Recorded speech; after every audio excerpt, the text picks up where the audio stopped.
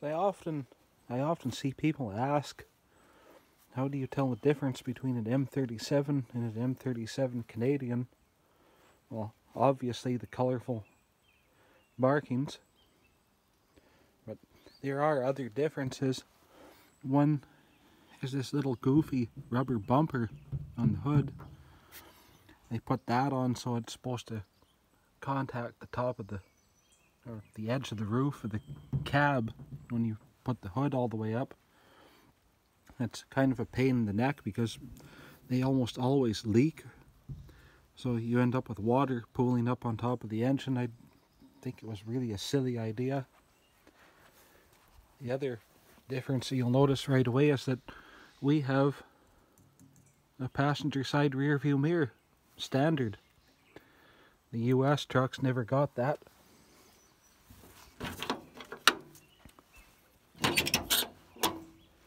And under here we got the 25-inch block 251 engine, and if you look down here you can see we still have the motor mounts are in place, so you could put a 230 in here if you wanted to. The carburetor is slightly different. The brackets and everything and also the air cleaner elbow is different. We have all the fittings and everything here for the primer pump that most American trucks didn't get. The hood is slightly altered, and we don't have the guard in front of the radiator that the US trucks have, as the radiator had to be moved forward quite a bit to accommodate the longer engine. We'll go in here. So obviously we have different plates. Parts list CV7, operator's manual, CDN, OM9, 840, and the servicing data plate is also different. And we have the plate here for the convoy lamp. I'll show you what that is in a bit. Instruments and all are the same. We have a heater up on the firewall. Not all of the trucks got that, but that was a Canadian specific kit. It was developed, and it comes with this handy dandy little defroster here. There's actually supposed to be 2 defrosters, but I couldn't have 2 defrosters and the rifle holder, so I only fit 1 defroster. I only need to see out of 1 window anyway. And as you can see here, good look at the plate. Manufactured by Chrysler Corporation of Canada Limited, Windsor, Ontario. And the weight and dimensions and all. And of course we have the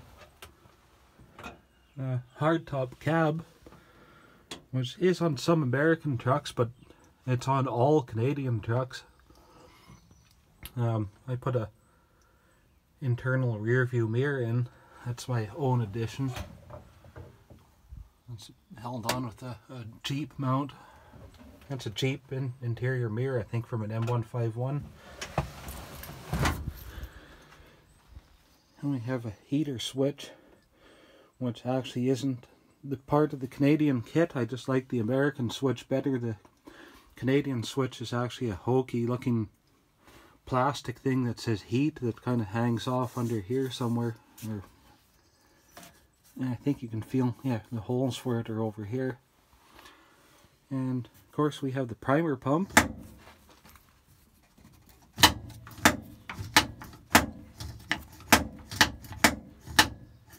Oh, there, now it's sucking gas.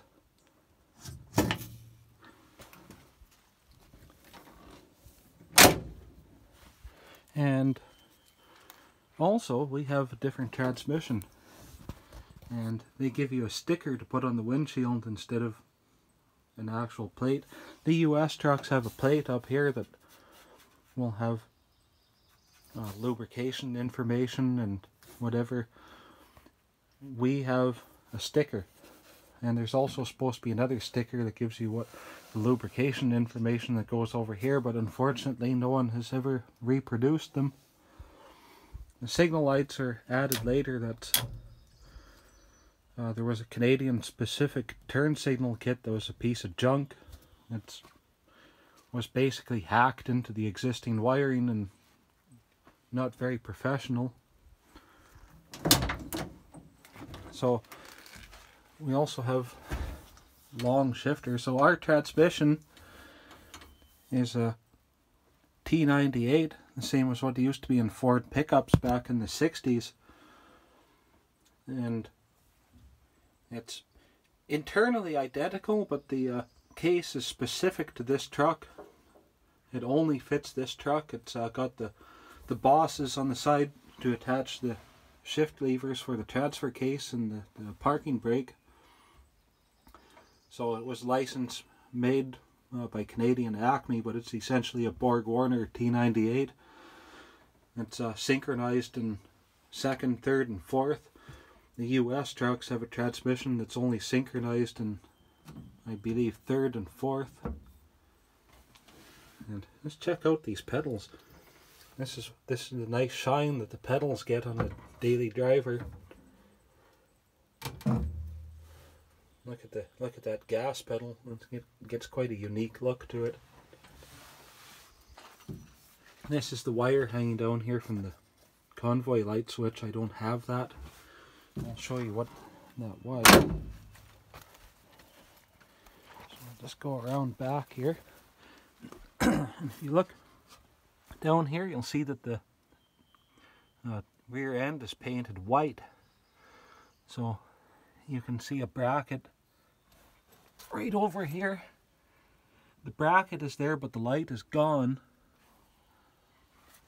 So that would actually shine onto the differential when you're driving at night, when you turn the light on. And sometimes they're painted like half black and half white. Sometimes they're completely white. Sometimes they have a number on them. Whatever. This one's just painted white. Unfortunately, the light itself is long gone.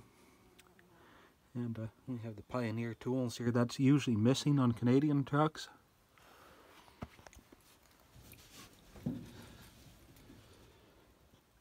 And otherwise, they're very similar to the US M37. There's not that much difference. The only other thing that I can think of is that we did have the door-mounted spare tire carrier before the American trucks did. I believe starting in 1954 production. This truck is a 53, so obviously the wheel is still in the back. Some of them had the wheel relocated to the front bumper as well.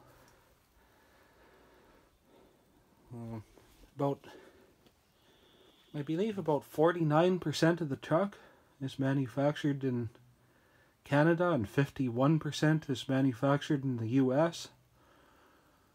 So mostly, I guess, the body components and things like that would have come from Detroit. And the frame was built in Canada. The frame is Canadian specific. And the interesting thing is, if you go and look at your US M37, you'll find that it still has the little raised nubs on the front cross member, so you could put a 251 in it. What I understand is the US M37 was originally designed to take the 251, and the US Army said, no, we don't want that. We want a 230 because there's 230s already in the supply system.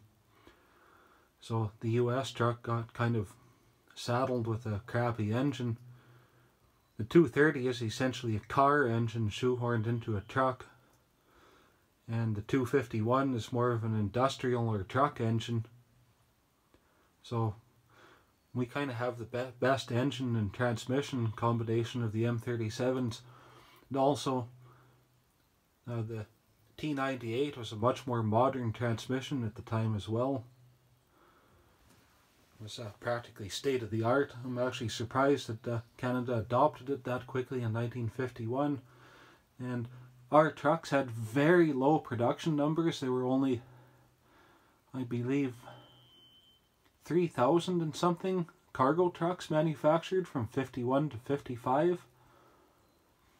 And only 600 of them had a winch. And once you get into the M43 Canadian ambulance, they're even rarer. I believe there were only just over 400 of those built. And I think there were maybe about 1,200 trucks were made as radio vans. But they're a fantastic truck. I highly recommend to anyone to buy one if you live in a somewhat rural area. I wouldn't recommend buying one if you lived in the city. You would never get full enjoyment out of the truck in a city. It would be actually kind of stressful. They don't have the greatest brakes, and obviously they don't have terrific acceleration either, because they only have about 100 horsepower. But they're an awesome truck to drive on back roads. I drive mine every day, all year round. It gets a lot of mileage, and it's extremely easy to maintain. I haven't had to do anything really major with it, except for the exhaust manifold blew up last year. And I guess it experienced metal fatigue and it blew out on cylinder number 1, so I had to replace that. And the transmission was a rebuild from 202 Workshops back in 1972, I believe the plate said on it, and I believe that they did some inferior workmanship and the thing failed on me. It's the gears and everything are okay, but it's locked up now and doesn't want to shift, so I just swapped with another transmission. But otherwise it's been extremely reliable. I have no complaints with it. As you can see, it still has the original troop seats in the back. The top bows are newly made.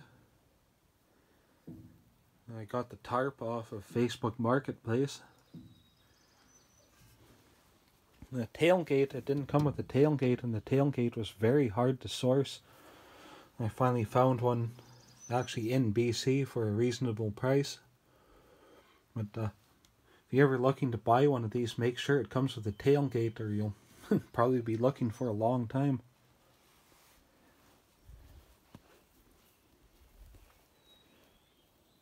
So, yeah.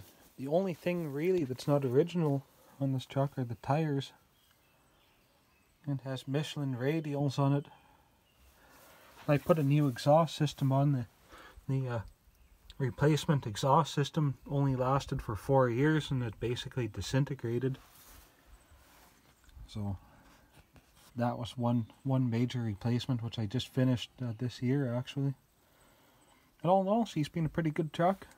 I just thought you guys might like to see what the differences are between the US and Canadian version.